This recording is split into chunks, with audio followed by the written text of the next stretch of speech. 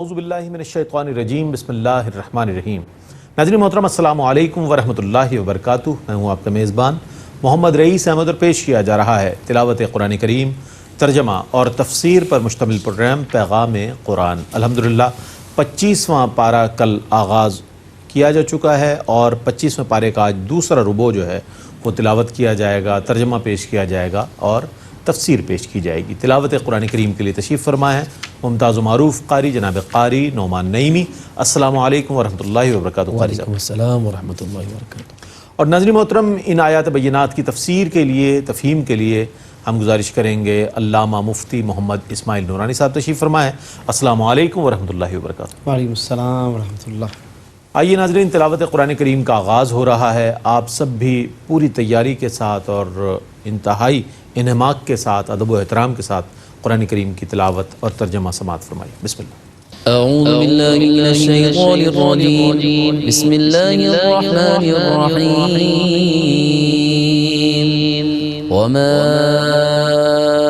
اصابکم من مصیبت فبما کسبت ایدیکم ویعفو عن کثیر۔ میں اللہ کی پناہ میں آتا ہوں شیطان مردود سے۔ اللہ ہی کے نام سے شروع کرتا ہوں جو نہایت رحم فرمانے والا بہت مہربان ہے۔ اور تم کو جو بھی مصیبت پہنچتی ہے تو وہ تمہارے اپنے ہاتھوں کے کرتوتوں کا نتیجہ ہے، اور بہت سی باتوں کو تو وہ معاف فرما دیتا ہے۔ وما انتم بمعجزین فی الارض وما لکم من دون اللہ من ولی ولا نصیر۔ اور تم روئے زمین میں کہیں پر بھی اس کو عاجز کرنے والے نہیں ہو، اور اللہ کے سوا تمہارا نہ کوئی حامی ہے نہ مددگار۔ ومن آیاته الجوار في البحر كالأعلام إن يشأ يسكن الريح فيظللن رواكد على ظهره إن في ذلك لآيات لكل صبار شكور۔ اور اس کی نشانیوں میں سے سمندر میں رواں دواں پہاڑوں کی مانند جہاز ہے، اور اگر وہ چاہے تو ہوا کو روک لے اور یہ جہاز سطح سمندر پر ٹھہرے کے ٹھہرے رہ جائیں۔ بے شک اس میں ہر بڑے صابر اور شاکر کے لیے نشانیاں ہیں۔ أو يوبقهن بما كسبوا ويعفو عن كثير ويعلم الذين يجادلون في آياتنا ما لهم من محيص۔ یا وہ چاہے تو ان کشتیوں کو ان لوگوں کے کرتوتوں کی وجہ سے تباہ کر دے، اور بہت سی خطاؤں سے وہ درگزر فرما لیتا ہے۔ اور جو لوگ ہماری آیتوں میں جھگڑتے ہیں وہ جان لیں کہ ان کے لیے فرار کی کوئی جگہ نہیں ہے۔ فما أوتيتم من شيء فمتاع الحياة الدنيا وما عند الله خير وأبقى للذين آمنوا وعلى ربهم يتوكلون۔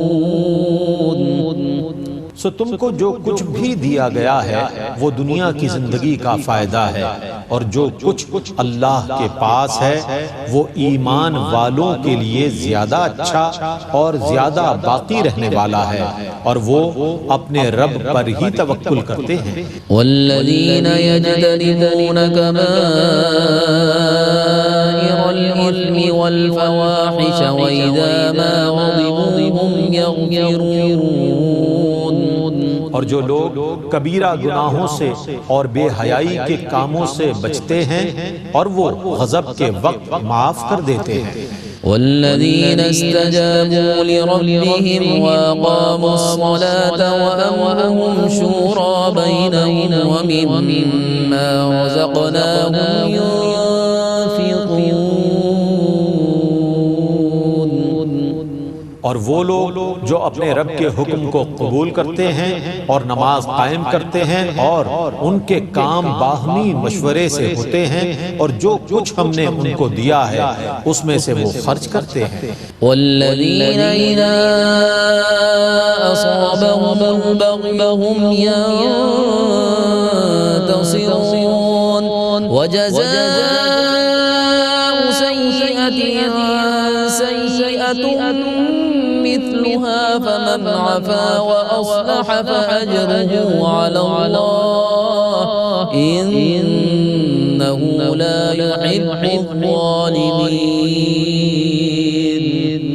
اور ان لوگوں کے خلاف جب کوئی بغاوت کرے تو وہ صرف بدلہ لیتے ہیں اور برائی کا بدلہ اسی کی مثل برائی ہے، پس جس نے معاف کر دیا اور اصلاح کر لی تو اس کا اجر اللہ کے ذمہ کرم پر ہے، بے شک وہ ظالموں سے محبت نہیں کرتا۔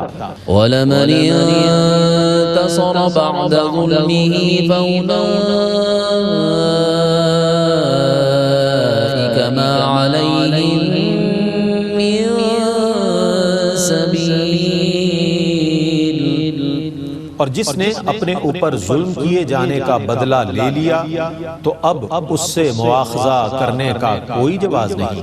انما السبيل على الذين يظلمون الناس ويبغون في الارض بغير الحق اولئك لهم عذاب اليم۔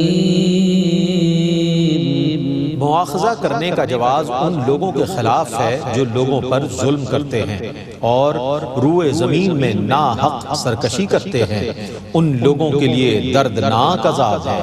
وَلَمَن صَبَرَ وَغَفَرَ إِنَّ ذَلِكَ لَمِنْ عَزْمِ الْأُمُورِ۔ اور جس نے صبر کیا اور معاف کر دیا تو بے شک یہ ضرور ہمت کے کاموں میں سے ہے۔ وَمَن يُضْلِلِ اللَّهُ فَمَا لَهُ مِن وَلِيٍّ مِّن بَعْدِهِ وَتَرَى الظَّالِمِينَ لَمَّا رَأَوُا الْعَذَابَ يَقُولُونَ هَلْ إِلَىٰ مَرَدٍّ مِّن سَبِيلٍ۔ اور جسے اللہ گمراہ کر دے اس کے لیے اس کے بعد کوئی کارساز نہیں ہے، اور آپ دیکھیں گے کہ ظالم لوگ جب عذاب کو دیکھیں گے تو کہیں گے کیا دنیا میں واپس جانے کی کوئی صورت ہے؟ وَتَرَاهُمْ يُعْرَضُونَ عَلَيْهَا خَاشِعِينَ مِنَ الذُّلِّ يَنظُرُونَ مِن طَرْفٍ خَفِيٍّ وَقَالَ الَّذِينَ آمَنُوا إِنَّ الْخَاسِرِينَ الَّذِينَ خَسِرُوا أَنفُسَهُمْ وَأَهْلِيهِمْ يَوْمَ الْقِيَامَةِ أَلَا إِنَّ الظَّالِمِينَ فِي عَذَابٍ مُقِيمٍ۔ اور آپ ان کو دیکھیں گے کہ ان کو دوزخ پر اس حال میں پیش کیا جائے گا کہ وہ ذلت سے سر جھکائے ہوئے ہوں گے، کن اکھیوں سے دیکھ رہے ہوں گے، اور ایمان والے کہہ رہے ہوں گے کہ بے شک نقصان زدہ وہی لوگ ہیں جنہوں نے اپنی جانوں کو اور گھر والوں کو قیامت کے دن نقصان میں ڈال دیا۔ سنو بے شک ظلم کرنے والے دائمی عذاب میں ہیں۔ وَمَا كَانَ لَهُم مِّنْ أَوْلِيَاءَ يَنصُرُونَهُم مِّن دُونِ اللَّهِ وَمَن يُضْلِلِ اللَّهُ فَمَا لَهُ مِن سَبِيلٍ۔ اور اللہ کے سوا ان کے کوئی حمایتی نہیں ہیں جو ان کی مدد کر سکیں، اور جسے اللہ گمراہ کر دے اس کے لیے کوئی سیدھی راہ نہیں ہے۔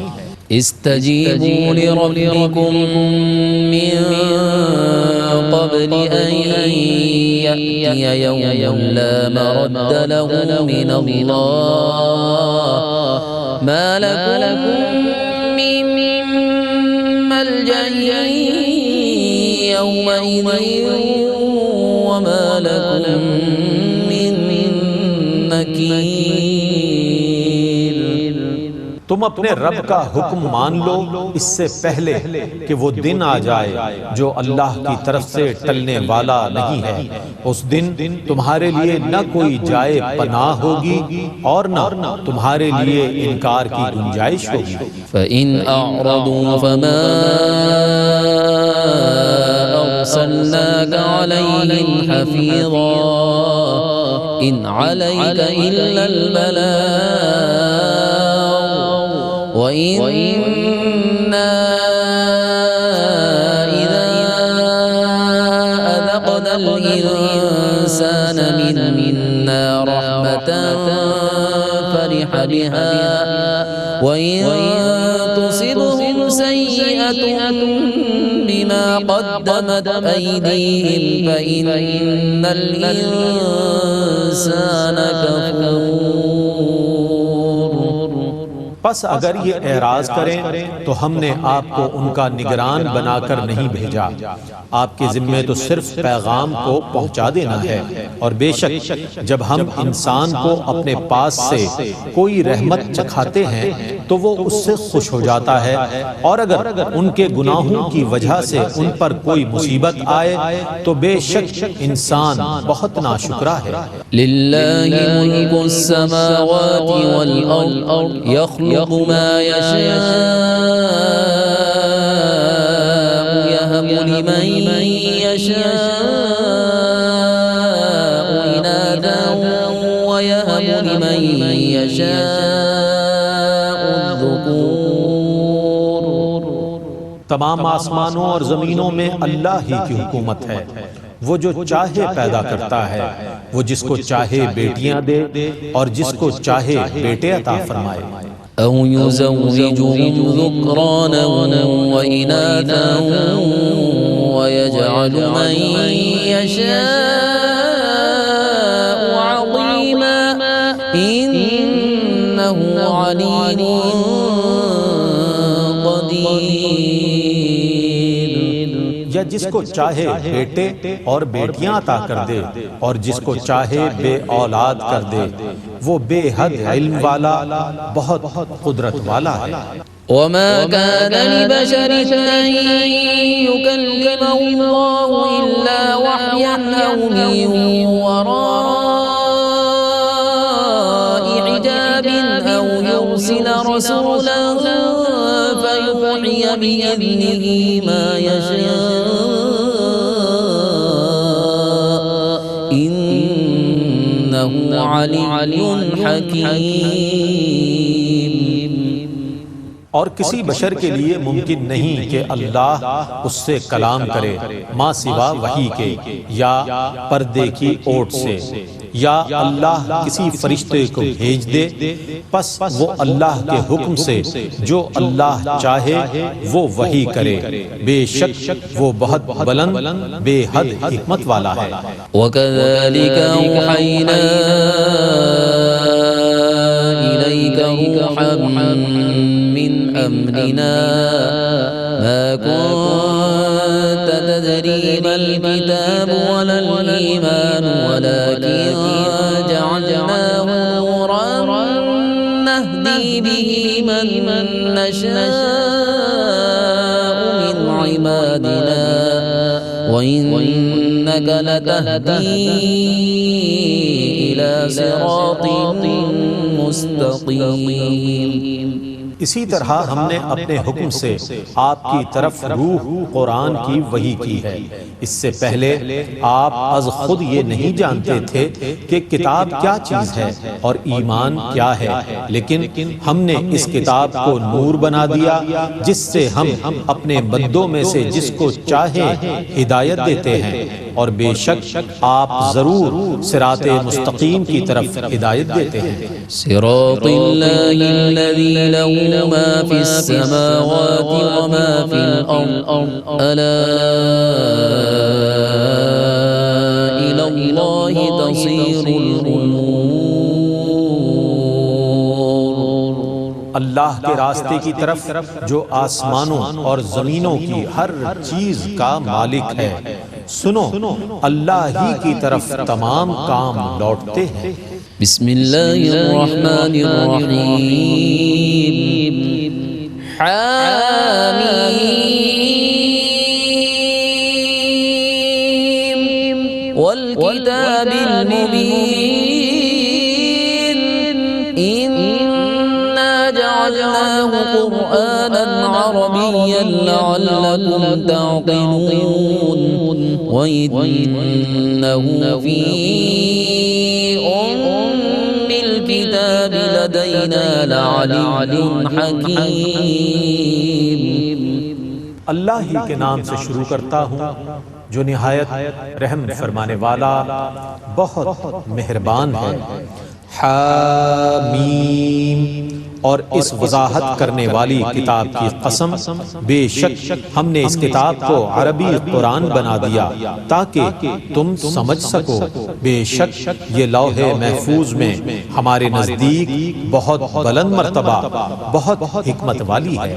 أفنضرب عنكم الذكر صفحا أن كنتم قوما مسرفين وكم أرسلنا من نبي في الأولين۔ تو کیا ہم اس وجہ سے تم کو نصیحت کرنے سے اعراض کریں کہ تم حد سے گزرنے والے لوگ ہو؟ اور ہم تم سے پہلے لوگوں میں کئی نبی بھیج چکے ہیں۔ وما يأتيهم من نبي إلا كانوا به يستهزئون فأهلكنا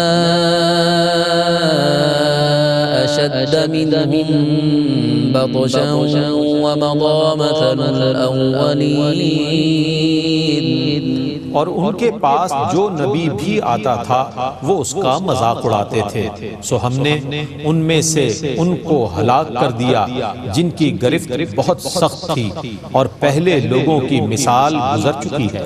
وَلَئِن سَأَلْتَهُم مَّنْ خَلَقَ السَّمَاوَاتِ وَالْأَرْضَ لَيَقُولُنَّ خَلَقَهُنَّ الْعَزِيزُ الْعَلِيمُ۔ اور اگر آپ ان سے سوال کریں کہ آسمانوں اور زمینوں کو کس نے پیدا کیا ہے تو وہ ضرور یہ کہیں گے کہ ان کو اس نے پیدا کیا ہے جو بہت غالب اور بے حد علم والا ہے۔ الذي جعل لكم الأرض مهدا وجعل لكم فيها سبلا لعلكم تهتدون۔ جس نے تمہارے لیے زمین کو آرام کا گہوارہ بنا دیا اور تمہارے لیے اس میں متعدد راستے بنا دیے تاکہ تم ہدایت پا سکو۔ والذی نزل من السماء ماء بقدر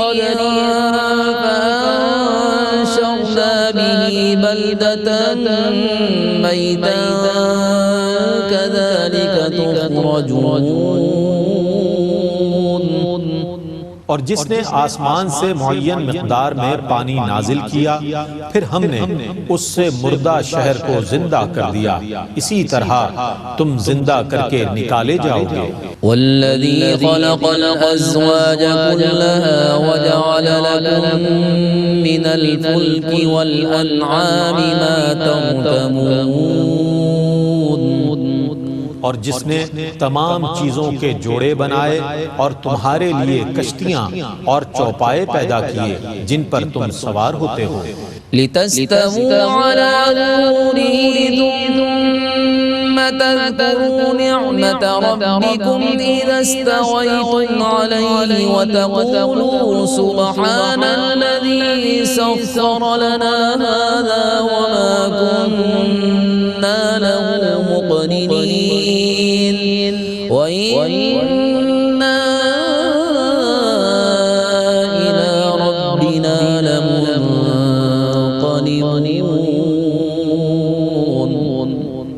تاکہ تم ان کی پیٹھوں پر جم کر سوار ہو سکو، پھر تم اپنے رب کی نعمت کو یاد کرو جب تم اس پر سیدھے بیٹھ جاؤ اور تم یہ کہو کہ وہ ذات ہر عیب اور نقص سے پاک ہے جس نے اس سواری کو ہماری قدرت میں کر دیا اور ہم از خود اس پر قادر ہونے والے نہیں تھے اور بے شک ہم اپنے رب کی طرف ضرور لوٹنے والے ہیں۔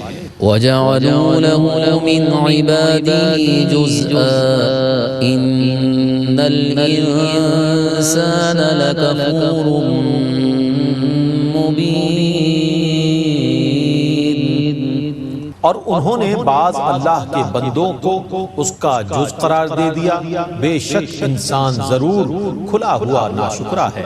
أَمِ اتَّخَذَ مِمَّا يَخْلُقُ بَنَاتٍ وَأَصْفَاكُمْ بِالْبَنِينَ وَإِذَا بُشِّرَ أَحَدُهُم بِمَا ضَرَبَ لِلرَّحْمَنِ مَثَلًا ظَلَّ وَجْهُهُ مُسْوَدًّا وَهُوَ كَظِيمٌ۔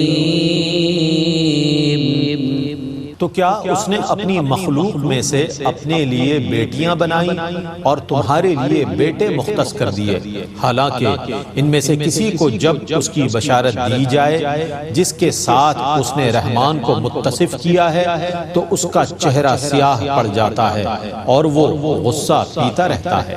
أَوَمَن يُنَشَّأُ فِي الْحِلْيَةِ وَهُوَ فِي الْخِصَامِ غَيْرُ مُبِينٍ وَجَعَلُوا الْمَلَائِكَةَ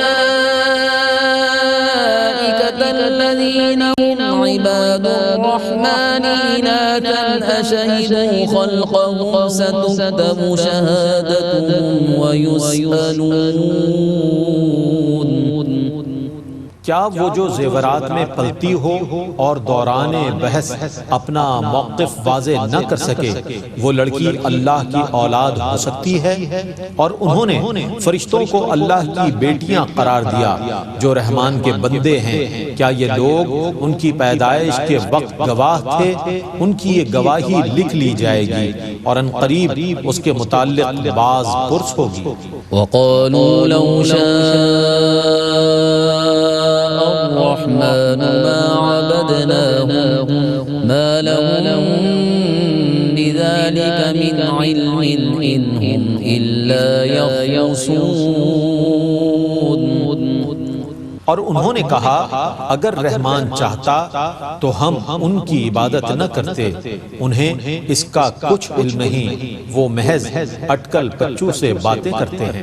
أَمْ آتَيْنَاهُمْ كِتَابًا مِّن قَبْلِهِ فَهُمْ بِهِ مُسْتَمْسِكُونَ۔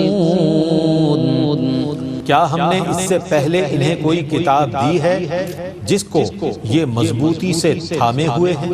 بل قالوا إِنَّا وَجَدْنَا آبَاءَنَا عَلَىٰ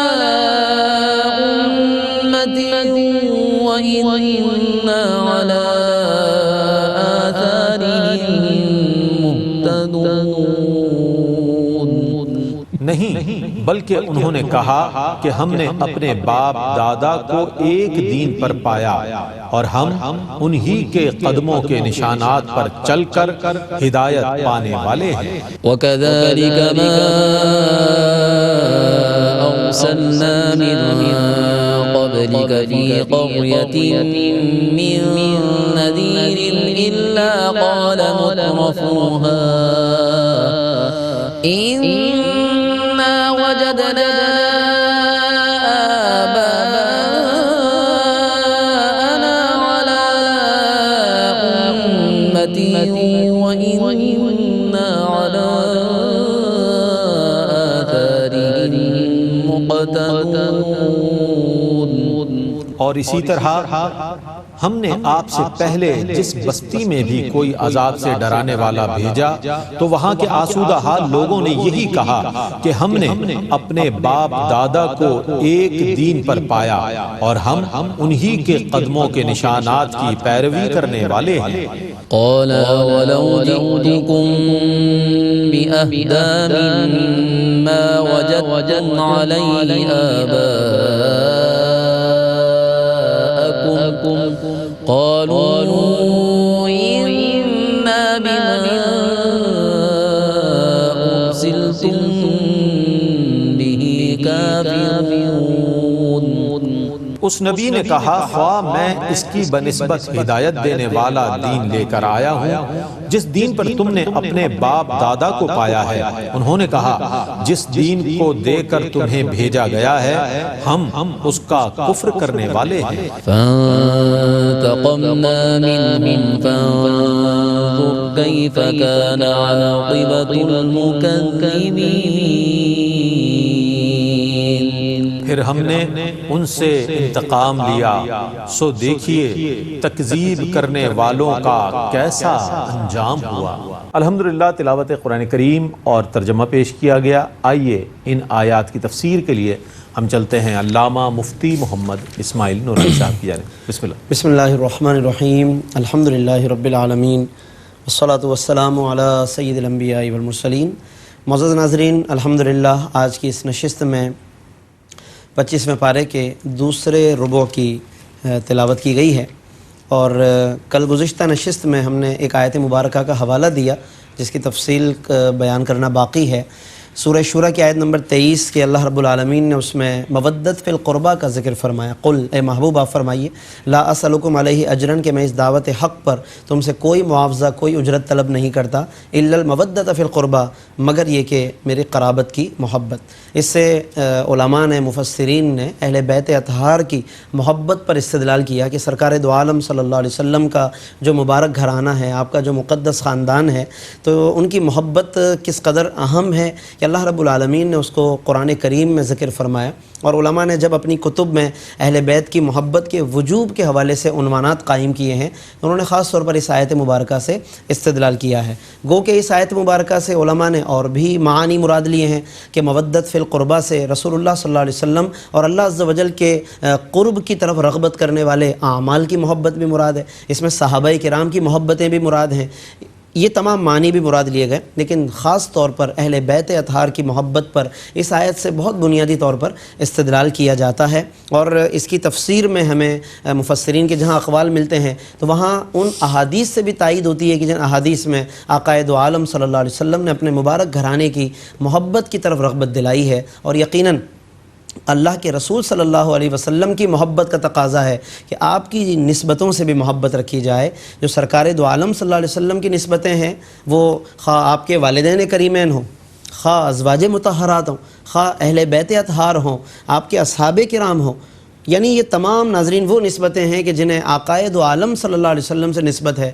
تو سرکار کی محبت کا تقاضا یہ ہے کہ ان سب سے محبت رکھی جائے اور ان کے متعلق کوئی بھی دل میں ایسی بات نہ رکھی جائے کہ جو ایمان کے لیے باعث خلل بن جائے یا ایمان کو سلب کرنے کا خدا نخواستہ ذریعہ بن جائے. تو یہ بہت بنیادی ہمارے ایمان کا تقاضا ہے کہ آقا دو عالم صلی اللہ علیہ وسلم سے اور آپ کی نسبتوں سے محبت رکھی جائے. اس کے بعد پھر اللہ رب العالمین نے توبہ کی قبولیت کا ذکر فرمایا. آیت نمبر 25 سورۃ الشورى کہ وَهُوَ الَّذِي يَقْبَلُ التَّوْبَةَ عَنْ عِبَادِهِ، اللہ وہی ہے جو اپنے بندوں کی توبہ کو قبول فرماتا ہے. وَيَعْفُو عَنِ السَّيِّئَاتِ، اور غلطیوں سے درگزر فرماتا ہے. وَيَعْلَمُ مَا تَفْعَلُونَ، اور وہ جانتا ہے جو کچھ تم کرتے ہو. اس میں اللہ نے وہ انداز اپنایا کہ جس کو پڑھ کر سن کر آدمی کو ایک رغبت ہوتی ہے کہ میرا رب تو وہ ہے جو معاف فرمانے والا ہے، میرا رب وہ ہے کہ جو درگزر فرمانے والا، میرا رب وہ ہے جو توبہ کی قبولیت کا اعلان فرمانے والا ہے. جبکہ دیگر دنیا کا حال یہ ہوتا ہے کہ جب ہم ان کے ساتھ کوئی غلطی کر بیٹھتے ہیں تو وہ ہمیں اپنے پاس سے دور بھگاتے ہیں. وہ کہتے ہیں کہ اب آپ پلیز رابطہ مت کیجئے گا. دنیا والے ہمیں عام طور پر یہی کہتے ہوئے ملیں گے کہ آپ اب آئندہ رابطہ مت کریں، آئندہ مت آئیے گا. وصیتیں کر کے جاتے ہیں کہ فلاں کو میرے جنازے میں نہیں آنے دینا، فلاں کو چہرہ مت دکھانا. دنیا کا حال یہ ہے. مگر ایک طرف ناظرین اللہ رب العالمین کا اعلان کہ اللہ وہ ہے جو اپنے بندوں کی توبہ قبول فرمانے والا ہے. یعنی وہ دروازے کھلے رکھتا ہے کہ جب بھی بندہ اس کی طرف آ جائے وہ پروردگار راضی ہو جاتا ہے، وہ خوش ہوتا ہے اس بات پر کہ بندہ میری طرف متوجہ ہوا ہے. اور اس کے علاوہ پھر اور بھی صفات، وَهُوَ الَّذِي يُنَزِّلُ الْغَيْثَ، آیت نمبر 28، اللہ وہی ہے جو برساتا ہے بارش، مِن بَعْدِ مَا قَنَطُوا، جب کہ لوگ مایوس ہو چکے ہوں. یکایک کہ جب بندہ مایوسی کی طرف جا رہا ہوتا ہے، اچانک کوئی کام بن جاتا ہے، کوئی سبب بن جاتا ہے، کوئی مددگار مل جاتا ہے، اچانک ہمیں کوئی ایسا راستہ نظر آ جاتا ہے کہ جس سے پھر ہم آگے پہنچ جاتے ہیں، ہمارا کام بن جاتا ہے۔ ایسے تجربے عام طور پہ لوگ اگر ہم سروے کریں، معلومات کریں، تو ہر ایک کے ساتھ کوئی نہ کوئی ایسا تجربہ ہوتا ہے۔ اللہ رب العالمین ہی ہے کہ جو اس طریقے سے بندے کے کام آ جاتا ہے اور اس کے لیے کوئی نہ کوئی راستہ بنا دیتا ہے۔ وَيَنشُرُ رحمت، اور اپنی رحمت کو اس کے لیے پھیلا دیتا ہے۔ ہمیں مسلسل اس کی طرف غور کرنا چاہیے اور اس کی طرف متوجہ رہنا چاہیے۔ پھر اس کے بعد مصائب جو انسان پر آتے ہیں، مشکلات آتی ہیں، تو اس کی بھی حکمتیں ہوتی ہیں، وجوہات ہوتی ہیں۔ کیا وجوہات ہیں؟ فرمایا آج کی تلاوت کا آغاز اسی آیت سے ہوا، آیت نمبر 30 سورۃ الشورى، وَمَا أَصَابَكُم مِّن مُّصِیبَۃٍ، اور جو تمہیں مصیبت پہنچتی ہے فَبِمَا کَسَبَتْ أَیْدِیکُم، تو سب سے پہلی بات کہ وہ تمہارے اپنے ہاتھوں کے سبب سے ہے۔ یعنی ہمارا اپنا ہی کوئی ایسا کام ہوتا ہے کہ جو سبب بن جاتا ہے، ہم اپنی طرف غور بعد میں کرتے ہیں، پہلے سب سے پہلے دوسرے پہ غور کرتے ہیں کہ شاید اس کی وجہ سے ہو، شاید تمہاری وجہ سے ہو، شاید فلاں کی وجہ سے ہو۔ ہم کئی لوگوں کو ذمہ دار ٹھہراتے ہیں، ہم اپنا آپ تو شاید دیکھتے ہی نہیں ہیں، اور کسی درجے میں بھی ہمارے ذہن میں ہماری اپنی کوئی وجہ نہیں آتی کوئی، بلکہ ہمیں شاید کہ اگر سبب ٹھہرا بھی دے تو ہم اس کے اوپر غصہ کرتے ہیں کہ آپ مجھے ہی الٹا سبب ٹھہرا رہے ہیں۔ لیکن اللہ نے بتا دیا کہ فَبِمَا کَسَبَتْ أَیْدِیکُم، تمہارے اپنے ہاتھوں کے سبب سے ہے۔ وَیَعْفُو عَن کَثِیر، اور بہت سی چیزوں سے تو وہ درگزر فرما لیتا ہے۔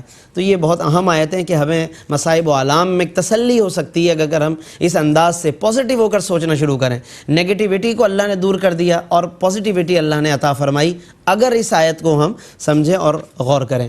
پھر اس کے بعد اللہ نے اپنی قدرت کے دلائل کو بیان کیا کہ وہ سمندروں میں دیکھو اس کی کیسی نشانیاں ہیں۔ ایک تو ناظرین خود سمندر کا ہمارے لیے کارآمد ہونا، یہ اللہ کی بہت بڑی نعمت ہے۔ سمندروں میں انسانوں کے لیے انسانوں کا اس میں سفر کرنے کے قابل ہونا، بھاری بھرکم جہازوں کو لے کر جانا، سامان ادھر سے ادھر منتقل کرنا، پھر اس میں کامیاب سفر کرنا، کامیابی سے لوٹ کر آنا، یہ اللہ کی بہت بڑی بڑی نشانیاں ہیں۔ اس لیے اللہ فرماتا ہے وَمِنْ آیَاتِهِ الْجَوَارِ فِي الْبَحْرِ كَالْأَعْلَامِ، اس کی قدرت کی نشانیوں میں سے وہ سمندر میں تیرنے والے بڑے بڑے جہاز ہیں کہ جو پہاڑوں کی مانند چل رہے ہوتے ہیں۔ آپ ذرا غور کریں، کبھی سمندروں میں ہم اپنی اس مصروف زندگی میں تو ہمیں توجہ بھی نہیں ہوتی کہ ایک سمندری دنیا بھی ہے پوری، اس میں بھی جناب پوری نقل و حرکت ہو رہی ہے، سامان بڑے بڑے ساز و سامان مختلف ممالک سے ادھر سے ادھر لائے جا رہے ہیں، منتقل ہو رہے ہیں۔ ہمیں تو اپنی اس مصروف زندگی میں اس دنیا کی طرف توجہ بھی نہیں ہوتی، لیکن وہاں بھی اللہ اپنی قدرت کے ذریعے سے پوری کائنات کا ایک بڑا نظام چلا رہا ہے۔ اللہ قرآن میں کیا فرماتا ہے، کبھی اس پہ بھی توجہ کر لیں تاکہ ہمارے اندر جو یہ وسوسے شیطان آتے ہیں، شر شیطان آتا ہے اور ہم اس کی بنیاد پر ہم اس طرح اللہ سے دور ہو جاتے ہیں، تو یہ آیتیں ہمیں اللہ سے قریب کر سکتی ہیں۔ کیا فرمایا؟ یخلق ما یشاء، اللہ جو چاہتا ہے پیدا فرماتا ہے۔ سبحان اللہ۔ کاش کہ ہم اس انداز سے غور کریں کہ یہ اللہ کے فیصلے ہیں۔ یہب لمن یشاء اناثا، جسے چاہتا ہے بیٹیاں ہی بیٹیاں عطا فرماتا ہے، ویہب لمن یشاء الذکور، اور جسے چاہتا ہے فرزند ہی فرزند یعنی بیٹے عطا فرما دیتا ہے، او یزوجہم ذکرانا و اناثا، یا پھر جسے چاہتا ہے بیٹے بیٹیاں دونوں عطا فرما دیتا ہے۔ اور چوتھی صورت کیا ہے؟ وَيَجْعَلُ مَن يَشَاءُ عَقِيمًا، اور جسے چاہتا ہے بانجھ کر دیتا ہے۔ تو چار ہی صورتیں ممکن ہیں نا پوری دنیا میں، یہی چار صورتیں ہو سکتی ہیں، بیٹیاں ہی ہوں گی یا بیٹے ہوں گے یا دونوں ہوں گے یا کچھ بھی نہیں ہوگا۔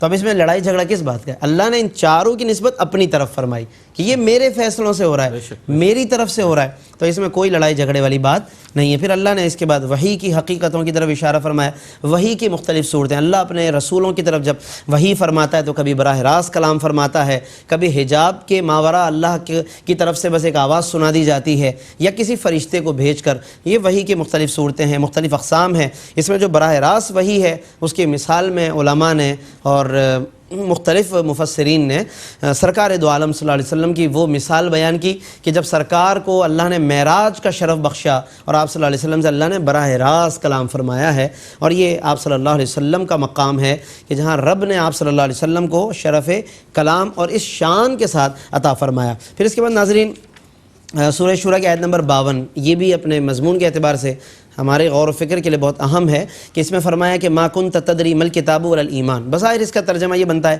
کہ محبوب آپ نہ جانتے تھے کہ یعنی نبوت سے پہلے کہ کتاب کیا ہے اور نہ یہ کہ ایمان کیا ہے۔ اس سے بعض لوگ یہ استدلال کرتے ہیں کہ ایک تو یہ کہ نبوت بعد میں ملی، ایک تو یوں کہہ دیا جاتا ہے، لیکن یوں کہنا چاہیے کہ نبوت کا اعلان بعد میں کروایا گیا۔ نبوت تو اس وقت سے کہ جب حضرت آدم کا جسد خاکی تیار ہو رہا تھا، فرماتے ہیں میں تو اس وقت بھی نبی تھا۔